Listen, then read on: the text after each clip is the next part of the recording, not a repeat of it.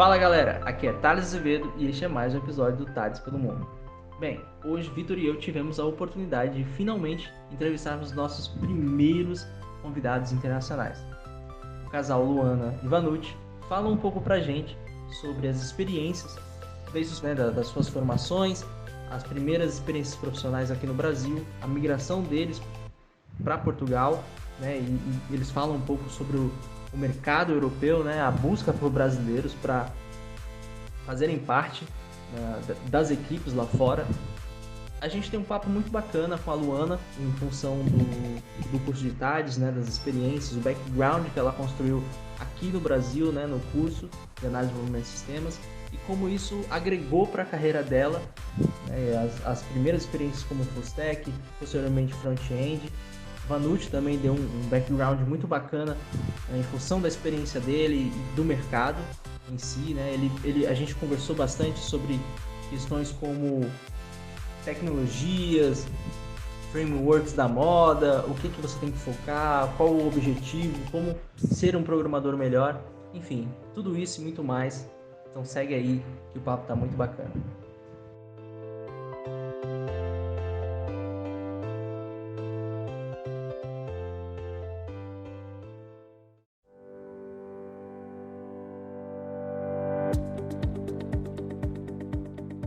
Meu nome é Luana, eu tenho 27 anos, entrei em TADES em 2013, terminei em 2017, estou trabalhando na área desde então. Hoje em dia eu moro em Portugal, aqui em Lisboa, com meu marido, que também é da área.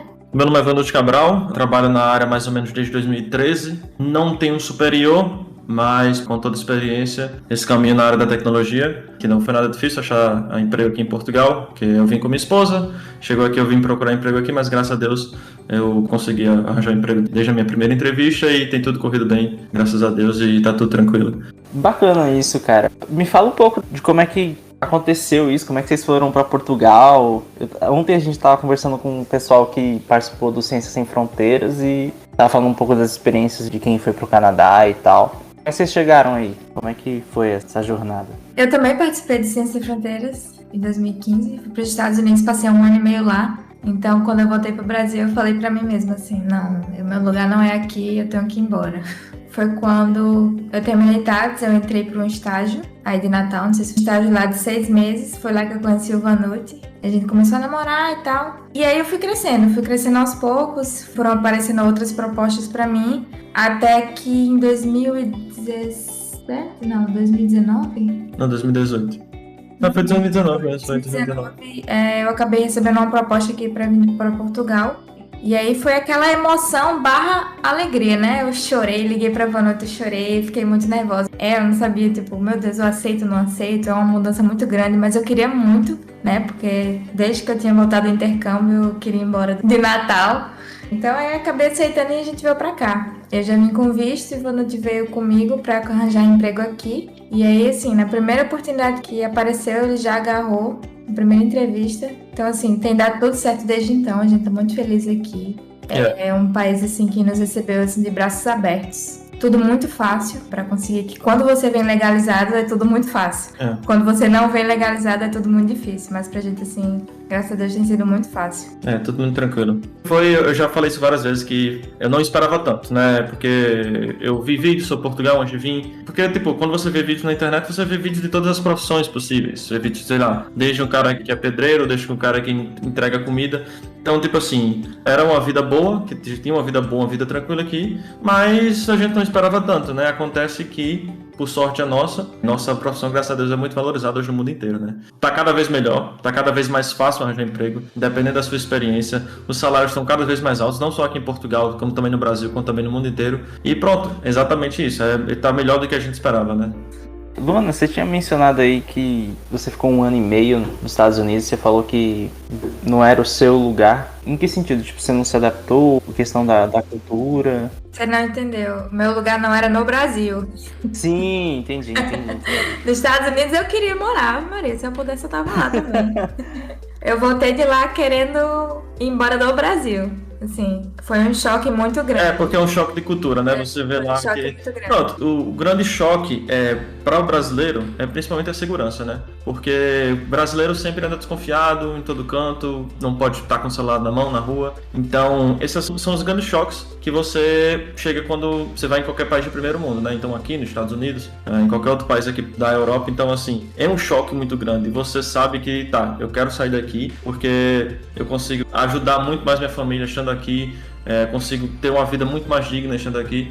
Então, assim, você percebe que, cara, eu não tenho o que fazer por aqui, sendo que minha profissão é muito mais valorizada, muito mais bem paga. Eu consigo ter uma vida muito melhor e muito mais confortável fora do Brasil. Então, assim, não faz muito sentido a gente continuar lá de fato, né? Então, o que eu aconselho, o que eu digo para os meus amigos é, cara, se tiver a oportunidade de vir, venha, porque principalmente pessoas novas que, tipo, não começaram a vida, não tem família, que é uma coisa muito mais fácil, porque é uma diferença de realidade muito grande, sabe? E, tipo, não é só para você, é para toda a sua família, todas as pessoas que estão ao seu redor, porque você de fato consegue ajudar as pessoas, sabe? Até financeiramente, porque realmente é uma diferença bem grande.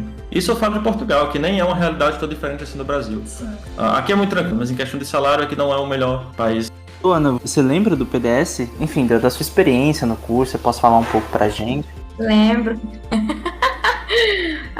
PDS foi difícil. O primeiro foi fácil. Não, mentira, nenhum foi fácil. Assim, teve bastante briga no grupo. A gente sabe como é que é. Sempre tem briga. Pois é, teve bastante briga no grupo, assim, algumas coisas a gente não conseguia entregar no prazo, como sempre, mas no final deu certo, assim. O mais difícil foi o PDS, o último, que eu não me lembro o nome. Como é o nome do último? Corporativo? Sim, o corporativo, assim. Acho que foi o mais complicado, mas graças a Deus deu tudo certo. Assim, só concluindo esse raciocínio, no sentido, tipo, pra mim, acho que o Vitor vai concordar, acho que o PDS Web, que foi o primeiro, é que o... O primeiro quando você não sabe muita coisa, né? Entendeu? Tipo, e é muita exigência, você tem a questão de documentação, você tem a questão de você estar aprendendo a tecnologia, né? Eu acho que o corporativo, ele é puxado, sim, né? Tem toda a questão de teste de software e tudo mais. Você mesmo já tá caminho andado, né? Acho que seja por aí. O que é mais puxado mesmo é o primeiro, né? Que você meio que tá construindo a sua aplicação. Acabou de ter a ideia e tal. Isso, exato. Aí já no segundo PDS você já tem que dividir o front e o back, e no último é só jogar lá na nuvem.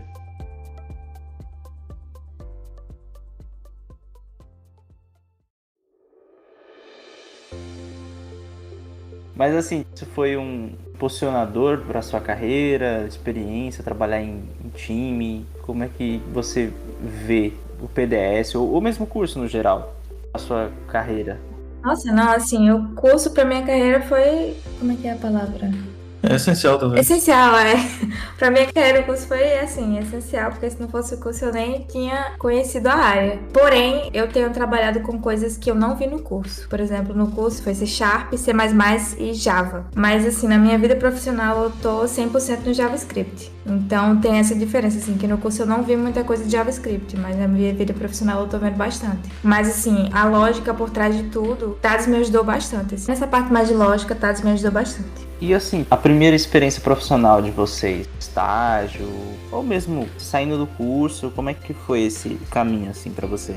Bom, pra mim foi a primeira tentativa, o primeiro currículo que eu mandei eu já fui chamada. Foi bem difícil, eu não sabia como era trabalhar numa empresa, né, não tinha nem ideia. Então assim, foi bem puxado pra mim, bem complicado. Mas a galera lá me ajudou bastante, da empresa me ajudava bastante. Porém eu não me dei muito com a tecnologia que eu usava lá, que era C#.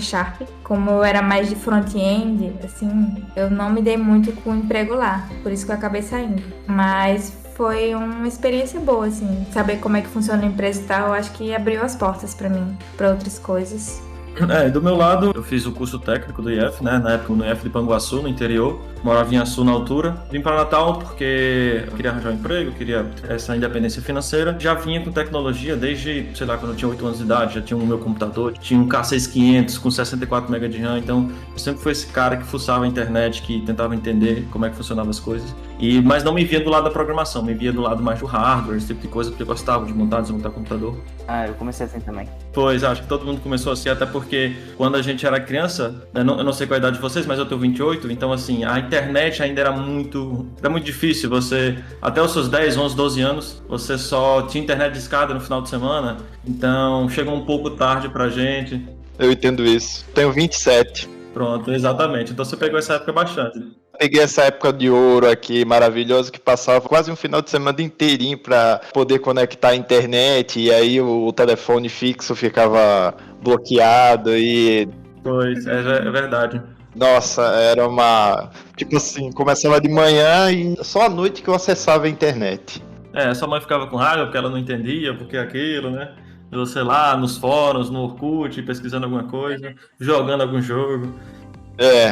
Basicamente, eu sabia que eu queria trabalhar nesse mundo de TI, só que eu não sabia de fato a área. Então, quando eu fui em 2012, tinha acabado o IF, tinha começado a faculdade de Ciência e Tecnologia, só que, pronto, acabei desistindo e fui para Natal trabalhar. Foi quando eu comecei a trabalhar lá também, né? Entrei primeiro como teste de software, né? Então, quando eu entrei, foi muito difícil porque, primeiro, eu não conhecia nada porque lá eles trabalham com aplicações comerciais, principalmente posto de combustível, hotel, varejo em geral. Então, tipo assim, quando você chega lá, você não sabe de nada sobre nota fiscal, sobre regras de negócio, essas coisas do comércio, né? E uma formação que, por exemplo, de contabilidade iria ajudar muito mais na minha área, porque eu era teste, então eu não programava. Então, por exemplo, uma formação de contabilidade, por exemplo, ia me ajudar muito mais. Então, nos primeiros 3 meses foi muito difícil, até eu começar a entender, começar a ver como é que funcionava a aplicação de fato, e ali eu trabalhava com mais 8 programadores, tudo numa mesma sala. Então tava sempre o tempo todo ali, todo mundo conversando sobre programação, incentivando também, né? Então tinha muitas pessoas ali que incentivavam, vamos fazer e tal, não sei o quê. Já tinha tido contato com programação também no IF, né? A gente tinha uma coisa lá que era, se você chegasse atrasado 4 vezes no mês, você pagava uma pizza pra galera, né, da sala. Então eu falei, vou desenvolver essa aplicação. Então eu desenvolvi a aplicação em ASP.NET MVC e pronto, isso foi pro ar e tal, a gente controlava ali internamente e pronto, fazia o lançamento. Até que, pronto, fiz outras aplicações muito simples também dentro da empresa, até que surgiu a oportunidade.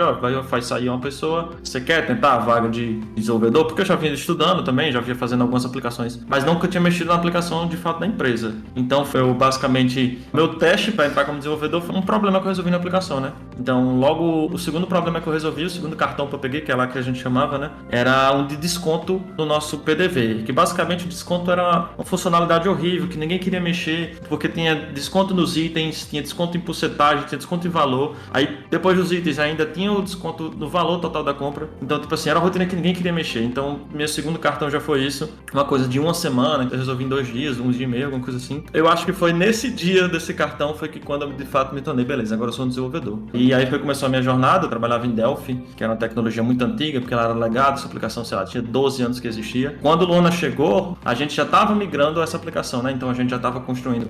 Eu lembro que na época a gente começou usando a versão beta do .NET Core, então não tinha nem a versão 1.0 ainda, e como a gente tinha uma certa expertise em C#, a gente apostou no .NET Core, porque já tinha outros frameworks consolidados, como o próprio do Java, e também apostou no Angular também. Então, basicamente, a gente tinha um PDV que era físico, que ainda era em Delphi, só que era a versão muito mais evoluída do Delphi, a versão mais atual do Delphi na época, e apostou também no .NET Core com Angular, né? E foi um projeto de sucesso muito grande. Passei 3 anos trabalhando nesse projeto, e quando eu saí de lá, já estava em cliente, era tudo em nuvem, usava fila, usava AWS, usava containerização, usava Docker. Então, tipo assim, não fui eu que construí isso, mas eu acompanhei o crescimento e a construção disso, mas foi aí que eu realmente comecei a consolidar um pouco mais minha experiência como desenvolvedor. Quando eu vim pra cá, eu tinha um pouco de dúvidas, porque eu só tinha trabalhado numa empresa, mas quando eu cheguei aqui, que fiz um teste, eu tive a certeza que, ok, então, tipo, eu sou um desenvolvedor, e não é porque eu tô no Nordeste, em uma empresa X, que entre aspas é pequena, que eu não tô preparado pra Europa, que eu não tô preparado para um desafio muito maior. Não, pelo contrário, essas empresas te preparam muito e muito bem para o mercado de trabalho. Essa questão também de trabalhar no exterior e tudo mais, na experiência de vocês, acho que não só no exterior, mas no Brasil também, a parte de documentação, tipo processos unificados, Kanbans, como vocês chegaram a usar algo do tipo na vida profissional de vocês? Eu acho que, pronto, do meu lado não, eu trabalhei em empresas pequenas, então assim, aqui eu trabalho ainda numa consultoria que é considerada pequena, e eu trabalho internamente, então existe a consultoria que leva você para trabalhar num cliente terceiro, só que eu trabalho na consultoria, mas com a equipe interna para desenvolver aplicativos internos. Não tem muito essa documentação, pelo menos do meu lado, também na TechSoft não existia muito essa questão de documentação. É porque, por exemplo, existe um mundo perfeito, né, onde tem documentação, onde tem levantamento de requisitos, tudo muito bonitinho, mas que chega na realidade, só grandes empresas conseguem adotar esse tipo de coisa. 100% Kanban, adotar 100%, por exemplo, a documentação, criações de tarefas bem definidas. É difícil você ter um Scrum Master na equipe, então é uma realidade que é difícil de atingir. A gente não vai atingir nas primeiras experiências, experiências que a gente tem, até porque a gente com certeza começa por baixo, né? Mas esse nível de maturidade, de usar todos os processos, de usar teste de software, de documentar a aplicação mesmo, a aplicação em microserviço, são poucas empresas grandes que conseguem de fato ter esse controle 100% como é no mundo ideal, né? Como é no mundo perfeito. Sim, eu também, né, como eu venho trabalhando em empresas pequenas também, eu também não tive muito contato assim com documentação. Apesar de que sempre foi nos falado em todas as empresas, o gerente sempre falava, galera, vamos tentar fazer documentação para pessoas novas que entram poderem ver como funciona e tal, o onboard ser mais fácil, mas a gente nunca tinha tempo, então ou fazia aplicação ou teria que separar um tempo para documentação. E como os prazos em empresas sempre são muito apertados, Sempre são curtos, né? para fazer documentação é um pouco difícil. Nunca dá pra fazer documentação, nunca dá pra fazer teste unitário. É tudo pra ontem. De fato, é tudo pra ontem. Principalmente na empresa que eu trabalhava. Tipo assim, por exemplo, que quando dá um problema da aplicação, o cliente deixou de vender. E aí? Você tem que resolver naquele momento, naquele minuto. Você não pode esperar pra amanhã, pra depois. Às vezes é complicado você parar, de fato, organizar. Na época que a gente migrou, é porque muita gente, por exemplo, pouca gente tinha apenas um posto de combustível, por exemplo. Tinha várias pessoas que compravam posto de combustíveis e tinha uma rede de combustíveis. Então, quando você tem uma aplicação desktop, que ela é basicamente offline, funcionava ali naquela rede interna, não tinha como o dono dessa rede tinha que ligar para o gerente, ei, vendeu quanto ontem, esse tipo de coisa. Com a aplicação web, você já consegue entrar no site e ver todos os detalhes de todos os seus, 27 postos que você tem. Então, a gente estava perdendo muito mercado por causa disso na altura e houve essa correria para a gente migrar para o web, né? Então, pronto. É como eu falei, nunca tem tempo pra gente, de fato, fazer a aplicação como era de fato ser feita, né? Porque essa correria, muitas das vezes, acaba com um projeto mal feito, acaba que não vai funcionar na frente por causa da estrutura dele, por causa muito bug, ele é muito mal feito, ele é monolítico. A pressa é inimiga da perfeição. Então, às vezes, quando você não tem uma equipe muito sólida, fazer tudo muito rápido, tudo muito contra o tempo, a grande maioria das vezes vai dar errado. Sim, hoje em dia, assim, eu vejo o quão importante é a documentação. Quando você entra numa empresa nova e você começa num projeto, por exemplo, que não tem documentação, é mais difícil você dar o seu start, assim, você começar, porque você não sabe nada. Você não sabe nada daquele projeto, não sabe como funciona, não tem uma documentação ali para guiar você. Então, a documentação é, sim, muito importante, porém, no mundo perfeito existe. No nosso mundo, assim, no mundo real, é um pouco mais difícil de encontrar, assim. É difícil. Outra coisa também, geralmente eu percebi nos outros podcasts aí que eu e o Ítalo já fizemos, vocês já passaram pelos processos de testes? Pronto. Do meu lado, na empresa que eu tô, também não adota teste de software. As únicas vezes que eu fiz teste de software foi em informações, né? Em cursos. E pronto, eu acho que eu sou uma pessoa também muito prática, né? Eu aprendo muito mais na prática que na teórica. Então, eu vejo que se eu quiser dar realmente o próximo passo, é realmente, de fato, o teste de software é extremamente muito importante. Sim. E quando você vê nas vagas do LinkedIn como requisito. Então, a gente que começou por baixo, que passou muito tempo, eu passei 6 anos na Tech Software. Então, pra mim, eu não consegui enxergar o teste como uma coisa útil, não um processo útil, mas é bastante útil. Eu tenho um amigo que trabalha para Ponto Frio e ele disse que ele faz parte da tribo de pagamento e ele disse que faz 6 meses que a rotina de pagamento não quebra. Então, porque ela é completamente moldada ali em teste de software. Então, você tem uma aplicação web que é usada por milhões de pessoas diariamente e faz 6 meses que não quebra. De fato, não só o teste é muito importante para a aplicação, como também é muito importante para a carreira, mas acaba que, por exemplo, exatamente isso que eu falei, por causa que o tempo é inimigo da perfeição, às vezes a empresa nem adota, nem entende a importância disso. Então, se você não tem um team leader que dá de fato a devida importância disso, você não vai ter um projeto que realmente cobre o código com teste, né? Então, também no mundo ideal isso é perfeito, mas acaba que eu acho que na grande maioria das empresas eles não adotam. Na que eu tô trabalhando agora, a gente tá fazendo, porque foi uma coisa incentivada pelo manager e tal. Disse, vamos tentar adicionar teste, porque é importante e tal. Então, a gente tá tentando cobrir todo o código com teste. E, assim, tá sendo uma experiência muito boa pra mim, porque, assim, depois de, 4 anos trabalhando como desenvolvedora, eu nunca tinha feito teste. Nunca tinha desenvolvido testes unitários ou então end-to-end tests. Mas, assim, eu tô trabalhando agora e eu tô achando uma experiência muito, muito boa pra mim. Eu sei que vai agregar bastante pra mim. E, assim, eu acho super importante. Muito importante. Não só pro software, mas também pro profissional. Se você quiser realmente chegar na senioridade e quiser, de fato, chegar nos melhores salários e nas melhores empresas, você tem sim. Tem que ter teste. E essa questão também, você fala das melhores empresas e tudo mais. Pra vocês, assim, tipo, porque pelo menos o que eu sinto, né, e acho que o Victor vai concordar, no ambiente acadêmico a gente vê muitas tecnologias. A cada semestre você vê uma coisa nova e às vezes você não tem tanto tempo de, sei lá, talvez se tornar fluente numa linguagem específica ou num framework específico. Você tá vendo sempre um monte de coisas. Qual é a percepção de vocês de mercado, que nem a Luana falou do JavaScript? Ela se identifica mais com front-end? Qual é o caminho que vocês têm para, tipo, vou estudar isso aqui, eu quero me tornar profissional nisso, mas ao mesmo tempo eu não quero ficar para trás em outras tecnologias, outras demandas de mercado? Perfeito. Cara, eu falo muito disso. Não importa o que você trabalha, se seja Delphi, ou se seja C#, ou se seja Angular, se seja front-end, back-end, foque em uma coisa. Se você acha que o mercado tem vaga para você, seja Python, seja C#, seja Java, foque em uma coisa, porque o que acontece? Inclusive, o Diogo da Rocket City, eu não sei se vocês conhecem, que é uma empresa de cursos e formações, principalmente voltado para framework JavaScript, né, React, Node e React Native. Ele sempre fala que ele estudou muita coisa, estudou Ruby, estudou PHP, e nunca saiu de ser um júnior para um pleno, né? Então, quando ele de fato, não, eu vou focar nisso aqui, eu vejo que tem mercado, eu vejo que tem futuro, e apostou nessas tecnologias, né? E hoje, pronto, ele tem uma empresa gigante, tem uma empresa absurda, ele tem um conhecimento absurdo na linguagem. Eu não defendo tecnologia, apesar de que hoje eu trabalho com C#, com .NET Core e um pouco com Angular também, um pouco com TypeScript, JavaScript. O que eu acho mesmo é que você precisa escolher uma tecnologia que tenha vaga no mercado, né? Você não adianta você escolher uma coisa que está ultrapassada ou que tenha vaga, mas que tenha a ver com você. Então, com certeza que tem a ver com você. Então, com certeza, exatamente. Porque você tem muitas escolhas, né?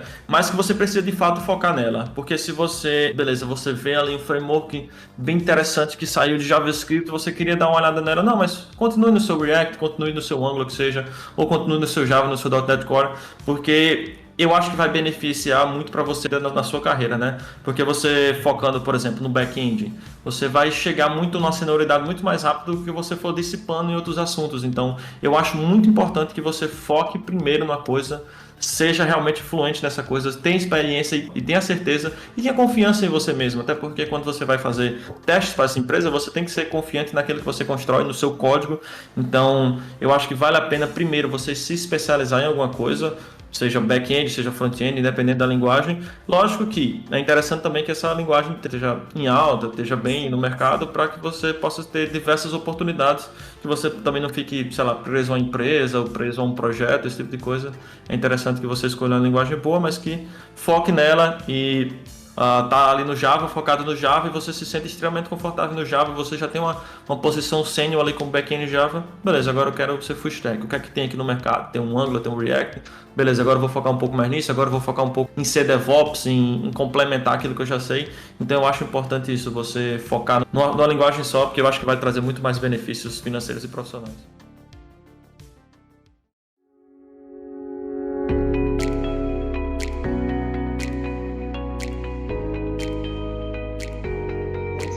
Todo. É porque assim, nossa área realmente às vezes é muito cheia de como é que eu posso dizer? É distorcida, é da realidade, é diferente. Não é distorcida, é muito cheia de moda, entendeu? Ok, sim. Moda, tipo assim, cada ano, surgiu uma funcionalidade nova no React.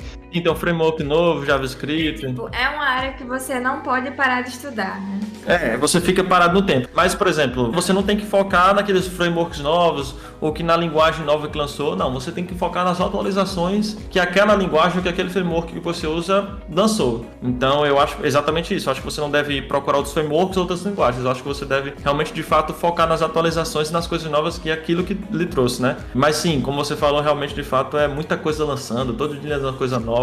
Todo mundo falando que não, R é muito rápido, agora inteligência artificial vai ser o futuro, sabe? Então eu acho que você tem que deixar um pouco a emoção de lado e trabalhar um pouco mais com o racional às vezes. Exatamente, senão realmente você fica louco assim apontando, é como se fosse uma bússola apontando para todas as direções. Sim, girando, né? Sim, exatamente. Exatamente. É o famoso pato, né? Se você começa a focar em muita coisa, é o pato que não anda direito, não nada direito, não for direito, né? Faz tudo isso, mas não faz nada direito. Então essa analogia é muito forte no desenvolvimento. Essa questão também de várias tecnologias, é interessante que, tipo, é importante também não esquecer da base, né? Tipo, lógica, algoritmos, tudo isso é relevante antes de qualquer framework, né? Antes de qualquer linguagem, sim. Exato. Não, com certeza, com certeza. Inclusive, essa Rocket City, que eu tinha mencionado antes, eles tinham lançado um curso, mas que muita gente ficava perdida, porque não entendia a questão de variável, a questão de função, e ele já introduziu isso no curso como se as pessoas soubessem, não sabem. Então, foi aí que ele teve a ideia de criar uma base, criar uma foundation que vai desde os princípios, algoritmo, as coisas mais simples, funções, programação orientada a objeto. Então, sim, isso é realmente muito importante, Olha, até mesmo antes de você escolher uma linguagem. Parece que a gente tá fazendo propaganda, mas não, porque o negócio é bom mesmo. Também é meu ponto de referência, né? É o que eu consumi um pouco e... É a sua vivência, né? Sim, exatamente o que a gente vem vivendo nesse mundo da tecnologia, sim. Uma coisa que eu ia perguntar mesmo é como era o fluxo de trabalho das empresas que vocês já trabalharam. A expectativa é diferente da realidade lá, mas como era mais ou menos era gerido os projetos que vocês já participaram? No caso, tinha muita documentação, tinha documentação mínima. Separação de issues, sprints. Essas coisas. Você fazia uma função aqui, aí depois, não, você tem que cuidar de outra função lá, tem que ajudar lá o seu amigo com outras coisas. Na maioria das empresas que eu trabalhei, a gente sempre trabalhei com Scrum. Então, todas as empresas sempre teve sprint, daily meetings, separar tasks e pegar os requisitos, eu faço isso, eu faço aquilo, cada um pega a sua atividade. E a gente tinha sprints de 15 dias, então de 15 em 15 dias tem sprint review, que a gente mostra todo o nosso trabalho naquela sprint. As empresas, sem exceção que eu trabalhei, sempre trabalhavam com Scrum. Acho que a TechSoft trabalhava um pouco com Kanban, né? Mas assim, na minha experiência, 100% Scrum. E eu gosto bastante desse tipo de abordagem. Sim, eu também, como eu falei na Soft, a gente trabalhava com Scrum. Lógico que não usava tudo, e também tinha algumas coisas que o dono da empresa precisava, então a gente tinha um quadro Kanban físico e um virtual, e basicamente a gente trabalhava só no virtual, que basicamente era o TFS da Microsoft, mas tinha o quadro físico que era pro dono, então a gente tinha que mexer nos dois, passava a tarefa para teste, ia lá no quadro físico, passava para teste. E a cada duas semanas tinha nosso levantamento de requisito, então a cada 15 dias, toda segunda-feira a gente perdia basicamente o dia inteiro, era só estimando o cartão, conversando, propondo uma solução para aquilo, então a gente ia implementar uma coisa nova e a gente, olha, por que a gente não faz isso? Por que a gente não usa isso? Por que a gente não faz dessa forma? Então, sim, a gente usava o Kanban. Hoje eu estou utilizando uma coisa mais waterfall, porque é uma equipe pequena que eu tô, geralmente é 3, 4 pessoas, às vezes entra um pouco mais gente, porque ficou sem projeto, mas assim que eles têm projeto de novo, eles saem. Aí eu tô como tech leader da empresa. A gente tem um daily meet, né? Lógico que precisa, mas é mais uma coisa waterfall. É fazer o que aparecer, sabe? Porque como a gente tem a consultoria, a gente às vezes pega um cliente, sei lá, da Bélgica que quer fazer uma alteração na aplicação em JavaScript que eles têm. A gente pega projeto, analisa os requisitos, analisa a estimativa, faz a proposta para o cliente aceita, aí tem X desenvolvedores disponíveis que mexem com o JavaScript, então eu passo a tarefa direto para esse desenvolvedor, às vezes eu mesmo faço, às vezes não. A maioria das vezes sou eu que faço, né? Então só nesse último ano eu já trabalhei com PHP, com JavaScript, já trabalhei com .NET Framework, .NET Core, .NET MVC. Então eu já trabalhei com muitas coisas e pronto, são desafios que, pra mim, que quer focar numa tecnologia só, às vezes é meio chato, mas tem um lado bom, né? Que você aprende muito. Quanto mais desesperado, quanto mais difícil é aquele desafio, mais você aprende. É uma coisa mais waterfall, mas tem sido uma experiência boa pra mim. Pronto, agora eu queria fazer uma pergunta aqui que realmente tive uma dúvida. Como as oportunidades de programação aí em Portugal? Perfeito. Então chegou na pergunta-chave. Pergunta boa. Cara, chegou no momento que, tipo assim, Portugal tá cheio de brasileiro. Então, não só na área de programação, mas principalmente na área de programação. Na época que Dona veio pela UBEI, tinha um grupo que era só de brasileiros e tinha muito brasileiro. Então, tá vindo muita gente aqui. As oportunidades aqui estão fervendo. Então, com essa pandemia, parou de vir brasileiro, né? Parou de vir todo mundo, fechou as portas, ninguém tá mais vindo. Então, as empresas estão desesperadas pro desenvolvedor. Velho, é muita vaga. Chega a ser chato. Muita vaga. No LinkedIn, todo dia, 5, 6 mensagens assim de manager atrás de desenvolvedor. A gente tem essa vaga, o que você acha? Vamos conversar. É assim, é um absurdo. Eu nunca tinha visto isso até sair de Natal. Exatamente. Porque Natal é tudo parado, né? Mas assim, aqui é um absurdo. Quando você bota no LinkedIn que é de Lisboa, pronto, acabou. É muito assédio até. A gente fala até que o LinkedIn é o Tinder virado de cabeça para baixo, né? Onde programadores feios rejeitam recrutadoras bonitas. Exatamente. Porque realmente, de fato, é um assédio, mas é tipo assim, não é assédio, é só muita mensagem mesmo. Eles sabem que você tá no emprego, na posição, mas mesmo assim eles te oferecem. Porque no LinkedIn você tem como colocar que tá disponível ou não pra vaga, né? Sim. E mesmo você colocando que não tá, eles vêm falar contigo. Então, por isso que às vezes é até um certo assédio, assim. Pronto, teve um tempo que eu respondi muito, mas eu nem respondo mais, porque, pronto, eu coloquei aqui que eu não tava disponível, mas mesmo assim eles mandam mensagens e tal. Então, tipo assim, com essa falta dos brasileiros, não só brasileiros também, tem diversas outras nacionalidades que vêm pra cá, o assédio tá sendo muito grande e tem trabalho pra todas as posições, seja você uma pessoa mais júnior ou seja você uma pessoa mais sênior, ou DevOps, que seja, tem muita vaga aqui. Sim, eu vim como júnior, inclusive. Cresci na empresa e acabou que apareceu outra oportunidade e eu peguei. Muita gente acha que não tem como vir como júnior, mas tem sim. As empresas aqui, elas adoram brasileiros, porque brasileiros, eles botam a mão na massa, eles fazem, eles trabalham, eles querem trabalho. É um pouco diferente dos europeus, que os europeus são um pouco preguiçosos. Um pouco lazy. São mais... Eu acho que trabalhar. mais paradão. Porque a gente veio do Brasil, porque a gente tinha que lutar, senão a gente não conseguia nada, né? Brasileiro, pra comprar, sei lá, uma geladeira pra casa, uma moto que seja, tem que trabalhar pra caramba, né? E a gente vem com esse sangue nos olhos, né? De trabalhar e de ganhar dinheiro, Então, de fazer assim, a vida. eles adoram brasileiros, adoram. adoram Galera também. que tiver ouvindo aí, que quiser vir pra cá, pode pesquisar a vaga que tem muito. Já vou começar a abrir o LinkedIn agora. Sim, uma coisa que eu queria perguntar também, e pronto, se eu não quiser ir para Portugal e a oportunidades home office também se encaixaria? Sim, nessa empresa que eu vim, a Albay, ela contrata brasileiros e os brasileiros eles ficam um tempo no Brasil. Na verdade, a prioridade deles é trazer aqui para Portugal, mas tipo, se você precisar ficar um tempo no Brasil, você pode ficar. Eles continuam pagando para você trabalhar remoto para cá.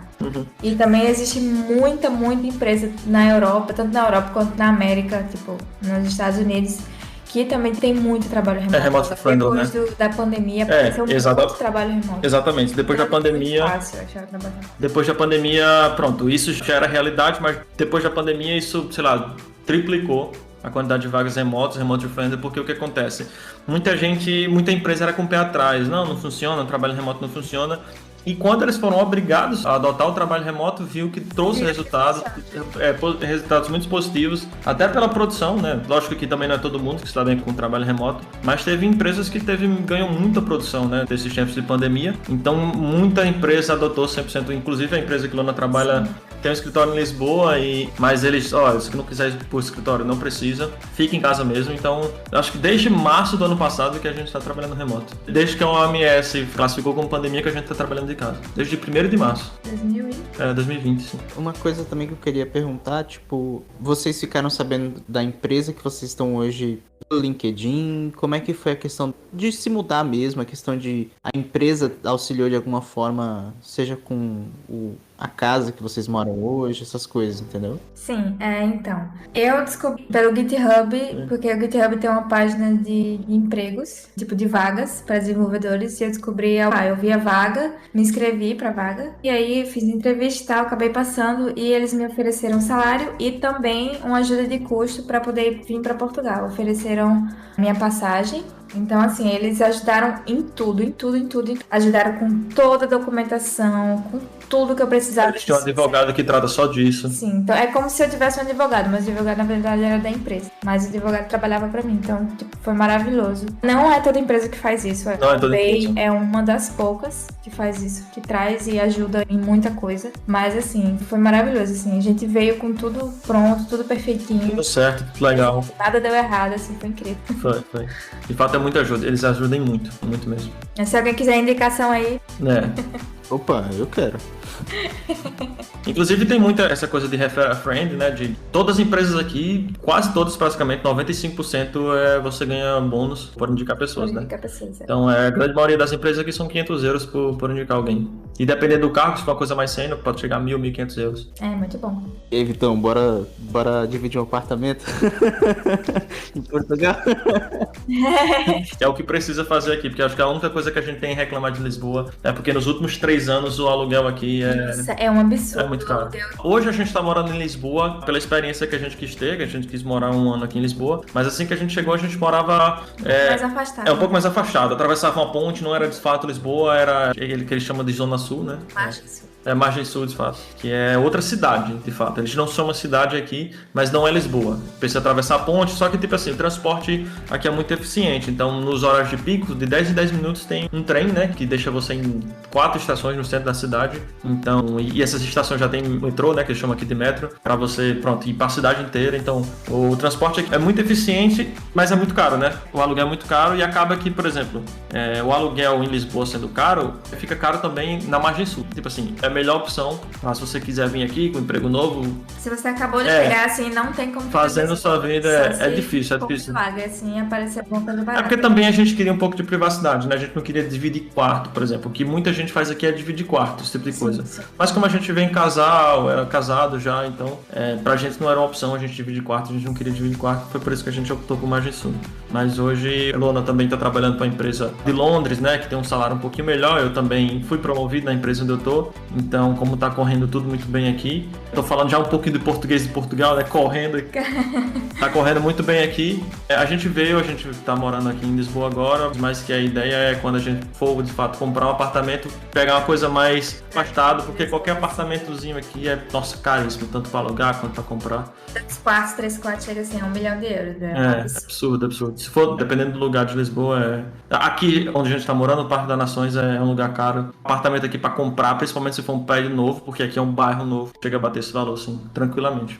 Olha, o Brasil mesmo, ele é um grande exportador de profissionais, né? Então, as universidades e os trabalhos, os estágios no Brasil, eles qualificam muito você. Então, não tenha medo de tentar enfrentar um mercado profissional, principalmente internacional. Mas sim, seja confiante naquilo que você faz, tenha confiança naquilo que você faz. Nem que depois da faculdade você fique em 1, 2 anos em uma empresa local, trabalhando, ganhando experiência. Eu acho isso super importante, porque eu acho muito difícil você vir aqui sem experiência, você ser contratado, vir com uma oferta de emprego sem experiência. Mas sim, se sente confortável naquilo que você faz. Se você puder ter um inglês avançado, fluente, é essencial, porque aqui Portugal tá virando meio que um vale do silício da Europa, porque tem muita gente vindo para cá. O custo de vida aqui, entre aspas, é baixo, tá aumentando muito por causa disso, por causa que tem muita gente vindo para cá, tem muita gente trabalhando de home office para cá. As consultorias, elas estão fazendo consultoria para clientes internacionais, então quando chega essas propostas no LinkedIn, eles falam, eu tenho um cliente na Alemanha, eu tenho um cliente na Holanda, então, tipo assim, os salários já são bem mais altos, né, os praticados. Então, sim, inglês é essencial. Inglês é essencial, então se você quiser basicamente dobrar seu salário, é você aprender inglês. Eu acho que seja confiante naquilo que você desenvolve, seja confiante em você, no seu código. Nada de ser tipo assim, eu sou o melhor, tá? Você precisa ter humildade. No desenvolvimento você sempre precisa aprender, sempre vai ter alguma coisa que você não sabe. Você é um eterno aprendiz, então você precisa ter confiança naquilo que você faz, mas você precisa ter humildade para dizer para você mesmo que você não sabe de nada, porque esse é um mundo gigantesco, né? Basicamente, ser confiável naquilo no seu trabalho, pegar nem seja 2, 3 anos de experiência e ficar bom no inglês, ficar fera no inglês. Pronto, isso vai trazer benefícios assim incríveis. Salários nos Estados Unidos, assim, tranquilo, você consegue $120 mil anuais. Só fazer a conversão na cabeça aí que você vai ver que é absurdo. Principalmente em inglês, é uma porta para o mercado internacional. E como hoje em dia o remoto friendly ficou muito mais evidente, ficou muito mais fácil você arranjar uma vaga em qualquer lugar do mundo.